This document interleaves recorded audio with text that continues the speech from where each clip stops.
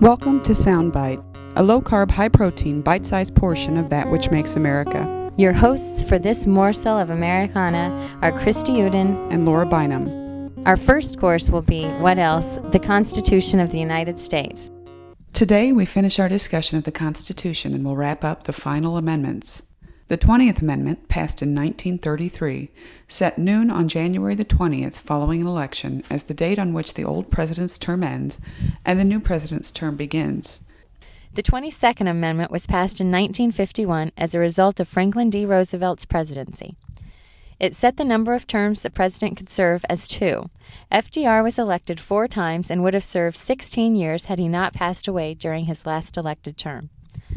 The 23rd Amendment was ratified in 1961 and gave residents of the District of Columbia the right to vote. They still don't have an elected senator in Congress.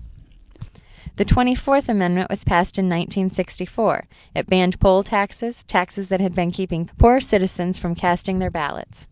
The 25th Amendment, passed in 1967, set down rules regarding the event of a vacancy in the vice presidential role.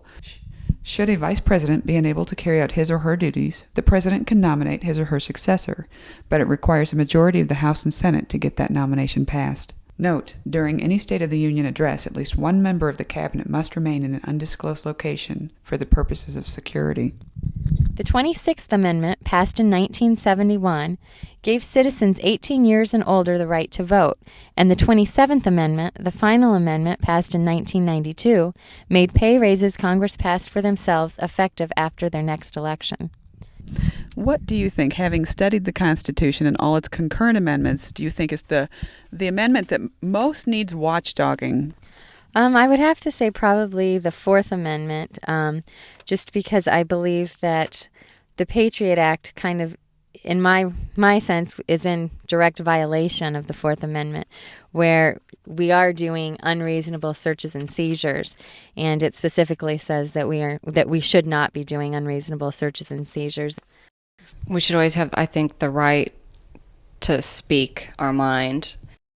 It's one that I argue with the most is free speech. Okay. Well, that's good, though. It gives you the right to argue. And what, if you could choose one to be the 28th Amendment, what would it be? Well, I'd have to say the same, I'm sure, as you, the Equal Rights Amendment. I think that it would be to everyone's best interest if everybody, no matter their sex or their race, has equal rights. I really think that it would have to be the limitations on political expenditures. I think that needs to be a part of this package instead of something passed just as a general law. How do you think that would affect government or policy or even elections? Money does so much. I mean, it creates power. Money is power, and with someone who perhaps as a lesser candidate may have more money and become elected. And it's money. So basically, you're saying you shouldn't be able to purchase a place in government. That's basically what's been going on the last number of years. It's the wealthy or the people who can gather the most money are the ones that speak the loudest and the longest and be heard by more people. Right. They shouldn't have a hidden agenda on, I think, making money through oil over, on the other side of the country, with Iran, Iraq, and all of that. That's bias. That shouldn't even be in their mind. Okay. So basically, an amendment you would propose would be, if you're going to be in office, you can't profit from a decision, especially a decision like going to war. Absolutely. Okay. Is there any amendment you think is in current danger?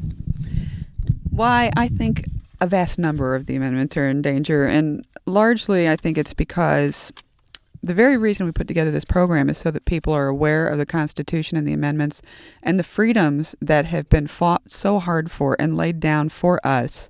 I think if people want to maintain our freedoms and really feel secure that the freedoms that we have now are the ones that we're going to pass on to our children, we've got to get educated about them.